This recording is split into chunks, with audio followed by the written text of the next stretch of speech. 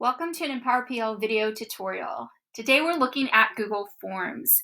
For those of you not familiar with Forms, here's a quick overview. You can create Google Forms within your Google account. It is one of the applications that comes with your Google account on both a school account as well as a personal account. Google Forms can be used for different purposes, like being able to get really quick access to information. Perhaps you just want to collect email addresses and names because you want to send out either access to a document, or perhaps you want to send out some emails. You can also do really quick polls, getting people to respond to some simple, really quick prompts that allow you to collect that data and then be able to use that for the purpose of maybe customizing a workshop that you're about to do, or to get feedback from your students in the moment about what they just learned. So as you can see, you can do a lot of really cool things with Google Forms. You can also do pop quizzes. You can do formal assessments, so certainly longer type exams and questions that you can include and so forth. And I do have a couple of quick examples that I want to share with you because I use Google Forms all the time.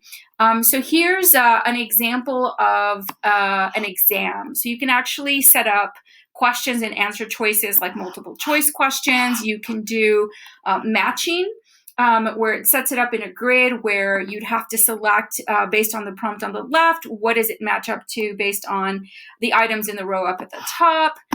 You can also do answer choices where you could have your participants select more than one thing. So here in this example, you see it says choose two answers. And so here we have to go through and figure out what are the best two choices for that particular question. So different ways to certainly create your exam types of questions. So lots of options, and we'll look at those for sure. Here you also see a different kind of use for Google Forms. Here it's a feedback form where I'm collecting information after a workshop. And so here you see a different kind of question type that you can use, like either a short answer or a long answer. So here I'm asking for folks to reflect on the work that they've done. And so this is a long answer choice on that one. And then just another example here. Here's a short answer where you can see it just says your answer, and it's a much shorter line, even though really you could type quite a bit in here, but it's meant to be a short answer. So here I'm asking for the person's name, I'm asking for an email address. So these are really short answer type questions. And then another option that we haven't seen yet is this one here that has a drop-down menu. So it allows you to click on that button so that you can then drop down a menu of options that your attendees or your users that are filling out this form could then select. So lots of different question types that you can pick from, as you can see. You'll also have different styles that are already created within Google Forms that you can select from, or you can also choose to upload your own custom logo and your own colors and kind of really customize the look and feel of your Google Forms. Questions, like I said, can be done in a lot of different ways. In addition to what I showed you, I wanted to point out that you can also bring in videos as well as images to allow you to incorporate video as part of either your instruction, or perhaps it's part of maybe you're giving an example and it's part of an exam or a quiz where you're asking people to reflect on what they've just seen, etc.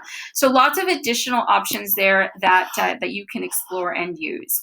And of course, what's even more awesome about Google Forms is the fact that your end users can actually use pretty much any device as long as they have an internet connection. They're going to be able to click on the link that you provide to them to be able to get to your form to fill it out.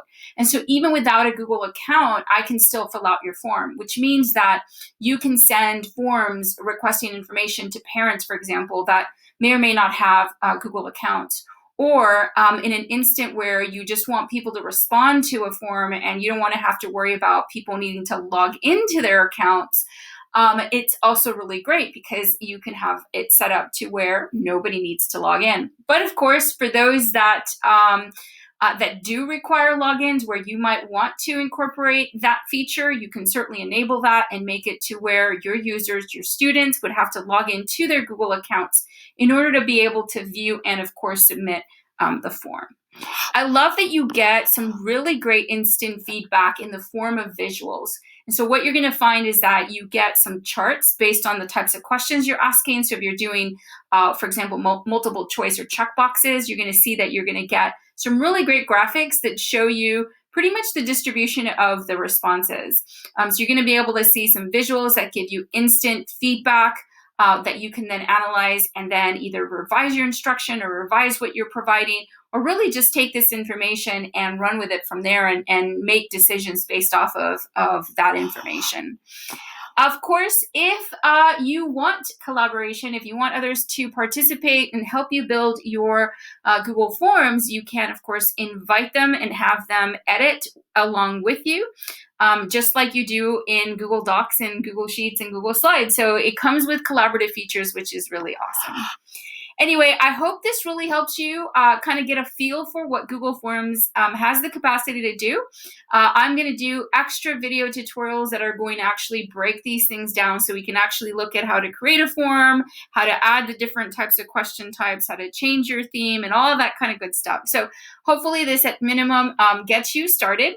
To actually start a Google form from scratch, you simply either go to Google Forms in general, just like google.com/forms, or from your Google Drive, you can go to the new button, and in the drop-down menu, you're going to see that Google Forms is one of your options, and that's how you get started.